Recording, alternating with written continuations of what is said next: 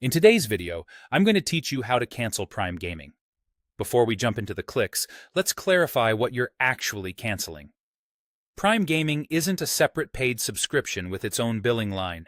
It's bundled with your Amazon Prime membership. That means there isn't a standalone Prime Gaming toggle you can switch off, and there's no cancel button hidden in Prime Gaming settings. If your goal is to fully stop Prime Gaming benefits, you'll need to cancel your entire Amazon Prime membership. Here's how to do that on a desktop computer.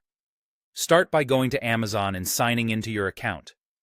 At the top of the page, hover over the Accounts and Lists menu and select your Prime membership. This takes you to your Prime Hub, where you manage everything tied to your membership.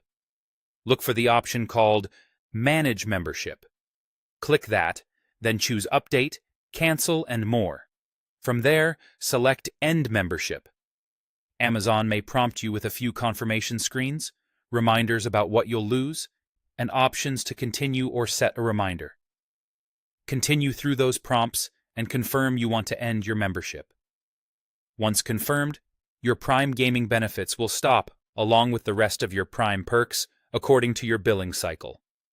If you like the rest of Prime, things like fast shipping or Prime Video, but you only want to stop Prime Gaming access on Twitch, there's another route. You can unlink your Amazon and Twitch accounts. To do that, open Twitch, go to your settings, and find the Connections section. In that list, locate your Amazon connection and unlink it. This removes Prime Gaming features on Twitch, such as the monthly channel subscription and special emotes, but it does not cancel Amazon Prime itself. You'll keep all your non-gaming Prime benefits. A few things to keep in mind as you decide. Because Prime Gaming isn't billed separately, canceling those benefits really comes down to ending Amazon Prime.